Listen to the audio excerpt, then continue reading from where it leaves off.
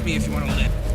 You just don't turn it off! Firewalker was released in 1986, directed by J. Lee Thompson and starring Chuck Norris, Louis Gossett Jr., and Melody Anderson. A pair of treasure hunters are hired by a woman that travel to Central America to find and discover a hoard of gold. What's going on, everyone? Welcome back to the channel. My name is Jason. You're watching Backtrack Cinema, and welcome to another Chuck Norris review.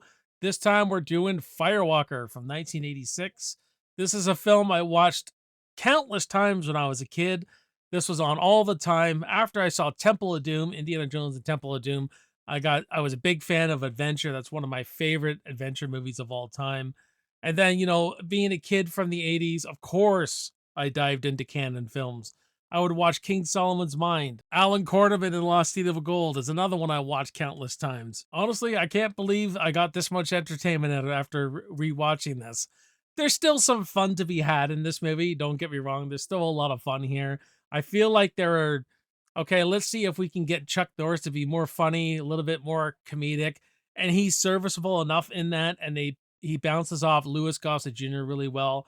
Louis Gossett Jr. is a great actor, great character actor, Academy Award winning actor, I believe, too. I mean, Louis Gossett Jr. did Enemy Mine and then went to this, it seems like, you know what I mean? These real buddy style characters in this is very reminiscent of like Danny Glover and Mel Gibson in Lethal Weapon. One is the jokester and always laid back and chill, and the other one's complaining and whining all the time.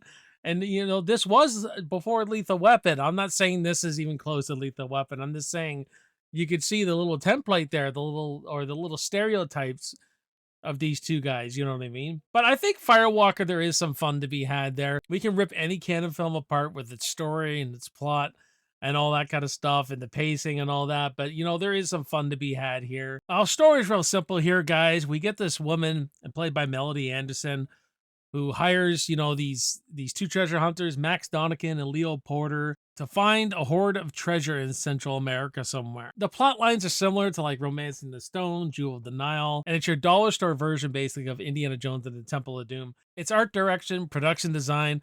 It's low budget. You're not going to get the big expansive great set pieces, everything like you do in those movies. But like I said, it's still fun. And I think the characters are kind of fun in this between Chuck Norris and Louis Gossett Jr. They bounce off each other well. Chuck Norris is kind of like this chill, laid back guy, and Louis Gossett Jr. is like the one whining all the time. So their dynamic really works. One's the thinker, one is the brawn. You know what I mean? We add the girl into this mix, played by Melody Anderson. I think she's fine. I think she's really good with these two guys and everything like that. She kind of hires them, but she serves a bigger purpose when they start unraveling what's really going on. They get this knife that plays into the story, and she gets hypnotized a lot. Our villain here needs her as a sacrifice and everything to call on to the Firewalker god and all that kind of stuff. It gets into a lot of weird spiritual voodoo kind of stuff and everything like that. I'll give positive this thing. It knows that it is.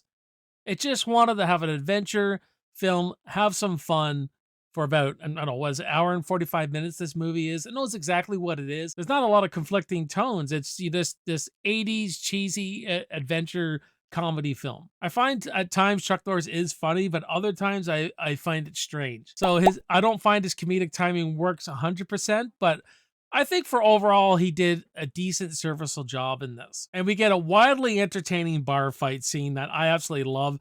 That's one thing I still liked when I watched this movie. It still held up to me, where they get into this bar fight with a bunch of guys in this village, this town. And at first, Louis Gossett Jr. can't fight. That's one of the things with his character. Chuck Norris can't shoot worth a damn. He couldn't hit the broadside of a barn, but he can fight. Louis Gossett Jr. can't fight, but he's the brains. And he tries to take out this big dude, and Chuck Norris is just sitting there basically laughing at him, right? And then he takes the guy out, no problem. How's it going? I'm wearing them down. And then, then Chuck Norris unleashes hell on this whole bar, right? Which is really, really fun to watch. But it's all done really comedically, too, which I really love. You get all the jump kicks and the karate. You got to show that stuff off with Chuck Norris. So I'm glad they did that. To make it more feel like an Indiana Jones film, they even have John Rhys Davies in here. So that tells me, they were probably trying for a franchise with this.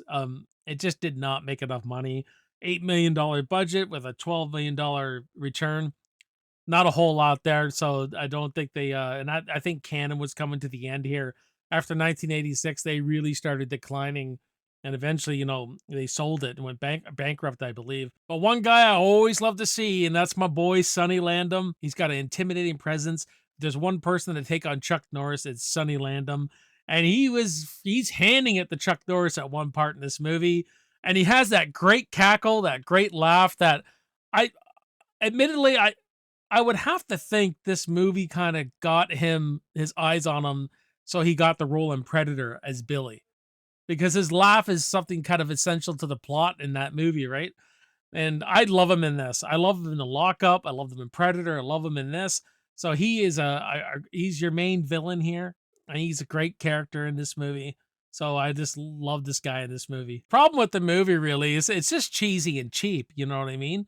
But I'm mildly entertained by a lot of it. I don't find it slows down too much. I can see why I watched this as a kid so much. There's just a lot of entertainment in there, a lot of laughs, a lot of gags and stuff like that. It's not what you really expect from Chuck Norris. It's kind of going against the grain of his films a bit. So many times in this film, they're just telling you what's going on with the dialogue. I'm like, yeah, we know, we got it. We're not that stupid. This movie can really make you feel stupid and dumb. You know what I mean? But I can still get a lot of entertainment out of it. Not a great film, guys. Some would say not even a good film, but the next time you're up for some Chuck Norris, just squeeze this one in on a Saturday night. You may just get some entertainment out of it. I'm going to give Firewalker from 1986 a C.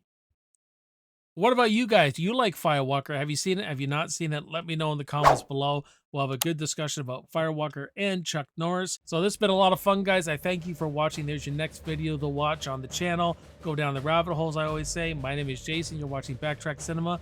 I'll see you next time, and I'll see you in the movies. Cheers.